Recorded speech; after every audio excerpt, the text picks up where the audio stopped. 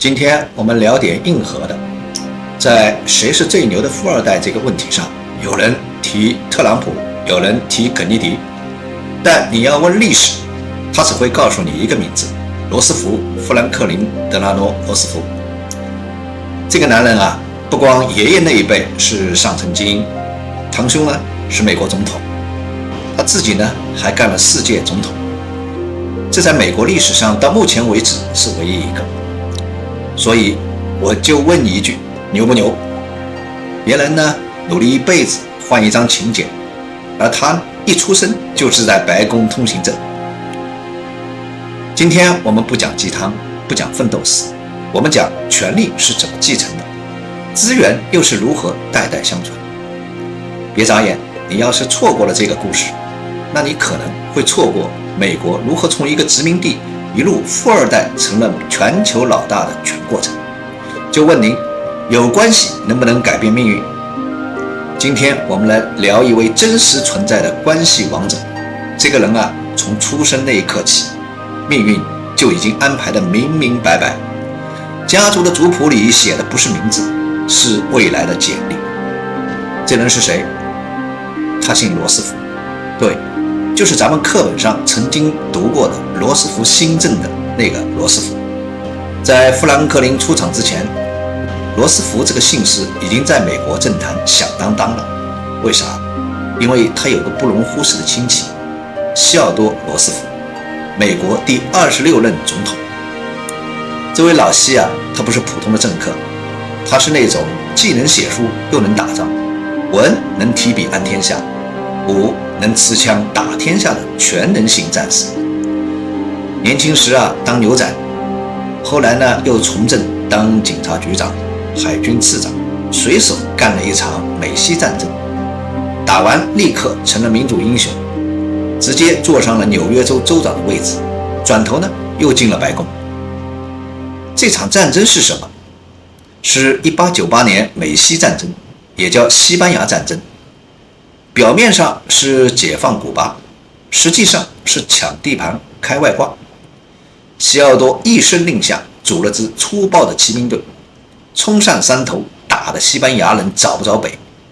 美国呢顺势接管了菲律宾、关岛、波多黎各，直接把手伸到了太平洋和加勒比。这不是战争，这是帝国主义剧本里教科书式的初次试炼。西奥多靠这一仗打出了美国要对外扩张的战略基调，也给富兰克林立下了一个样板。要当总统，不光得有嘴，还得有肌肉，还得能扩张。你以为这只是血缘关系？不，这简直就是政治代孕。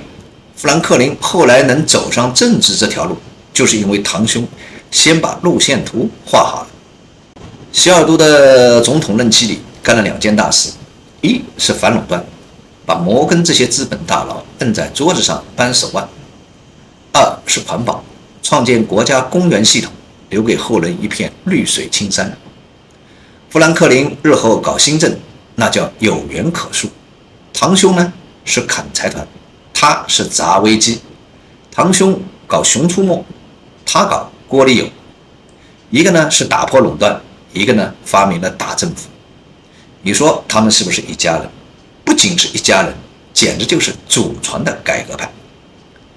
而更关键的是，西奥多让罗斯福这2字变成了选票的密码，有这个姓氏就像自带政坛的通行证。这不，等到轮到富兰克林出来选，老百姓听名字就觉得熟悉，放心。这才是真正意义上的把姓氏做成品牌。你以为是100年家族企业，其实呢是100年家族治国。有了堂兄当开路先锋，富兰克林·罗斯福的开局就不是1级，而是20级起跳。别的政客是从社区义工干起，他是从海军部助理部长直接进场。别人靠拉选票，他靠拉血缘关系。别人演讲靠稿子，他演讲靠姓氏。哈佛大学毕业之后呢，他又去哥伦比亚的法学院镀层金，但实际上这哥们儿根本就不想当律师。学法律呢，纯粹是为了理解权力是怎么运作的。换句话说，他是带着使用说明书进入政界的。他选择加入了民主党，看起来有点意外，因为他的家族背景其实更倾向于保守派。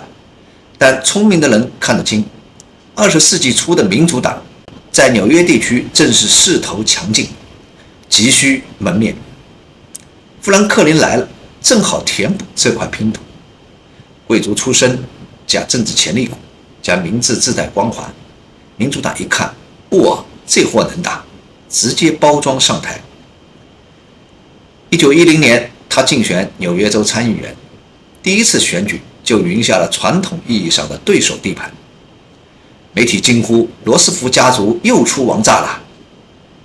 随后，他一路升迁，做了海军助理部长，期间还亲自推动美军的现代化，打造舰队，为一战做了大量的准备工作。而这些政绩不只是挂在履历上，更让他在军政界、金融界、新闻界都建立起了朋友圈。你说他是政客，但他更像是资本与国家机器之间的润滑剂。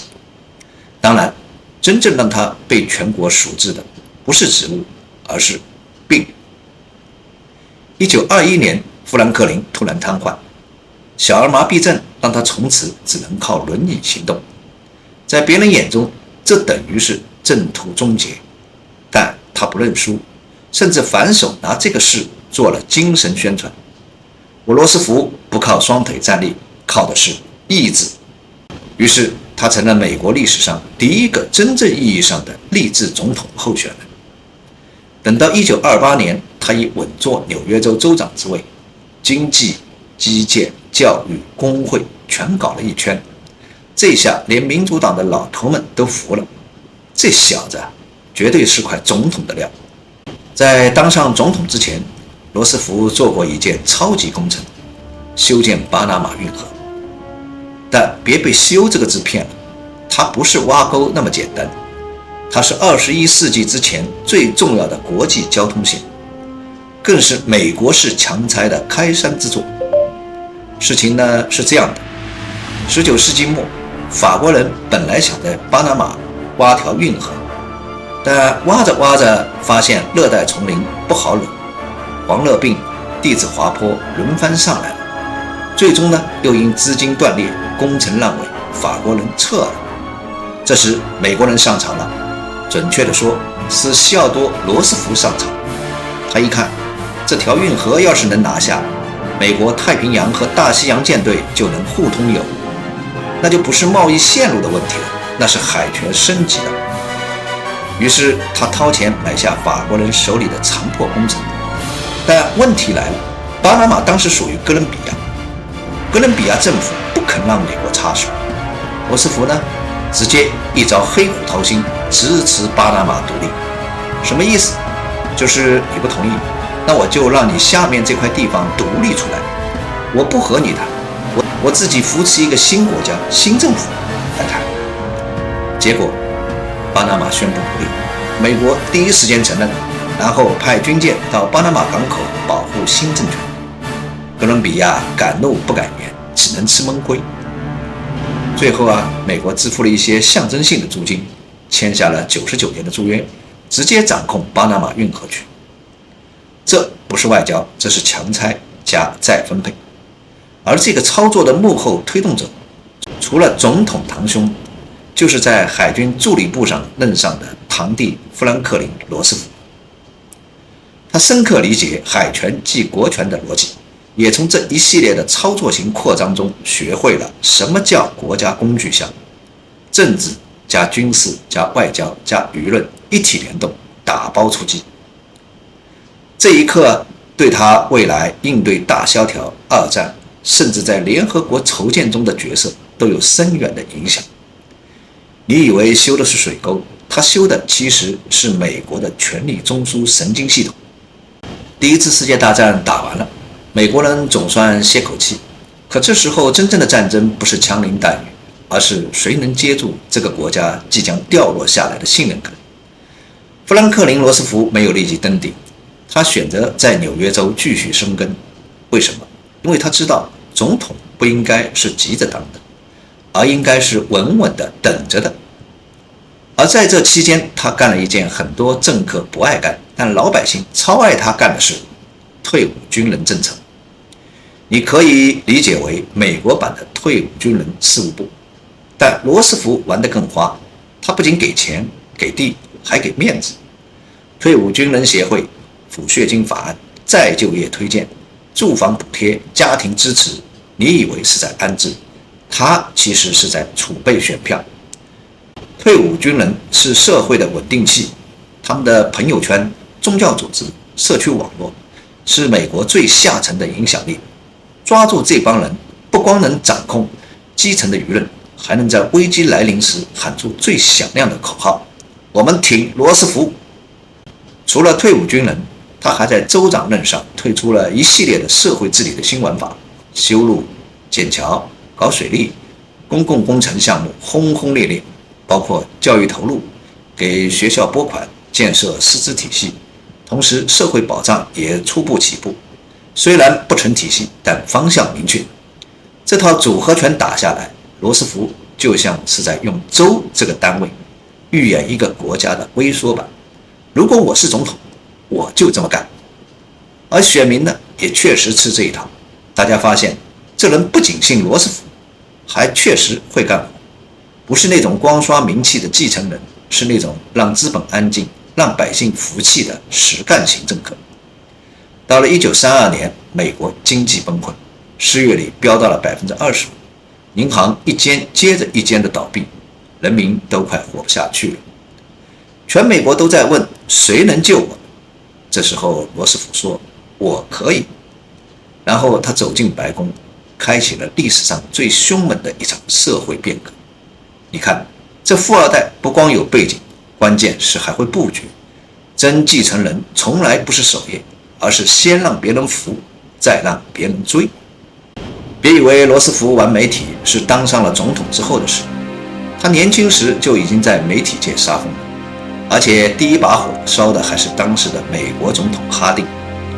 故事发生在1920年代初，富兰克林·罗斯福刚当完海军助理部长，正值事业上升期，他发现舆论是政坛的必修课，而不是选修课。于是他带头组织了几个新闻联系人，也就是早期的媒体内线，专门盯着联邦政府的漏洞、丑闻、黑幕，一旦抓到把柄，立刻精准投放。那时候哈定总统手下的茶壶山丑闻爆发，简单说呢，就是政府高官暗箱操作，把国家油田私下出租，换了几万美金的好处费。罗斯福立马指示媒体深挖细节，还给自己写专栏，标题基本可以翻译成：哈定，你是总统还是中介？他知道大众媒体最爱什么，戏剧化、人格化、翻车式的叙事，所以他不搞官腔，而是搞比喻、搞影射、搞反问。哈定一开始还想反击，但越描越黑，民意瞬间倒跌，最后整个政府的信用就崩盘，共和党大失民心。而罗斯福则在这一片媒体战场里，给自己打下了公正、敢说、敢斗的品牌形象。这不是新闻，这是选战练兵场。从那之后呢，罗斯福就特别擅长放风声、设议题、抢语境。他知道媒体不只是传话筒，更是造势的利器。他不靠吵架舆论，而是靠抢话题制胜。你出政策，他出解释；你道歉，他发预判；你还没发稿，他先让群众理解完了。所以说，后来著名的罗斯福炉边谈话并不是一夜之间发明的，那是罗斯福10年舆论实战、媒体操盘的积淀结果。真正的高手从来不是靠讲话赢得支持，而是靠让对手讲不出话，输得心服口服。好啦，下一期我们开聊罗斯福新政，一场权力、经济、人民三重危机下的大翻盘，以及他如何在轮椅上改写世界格局。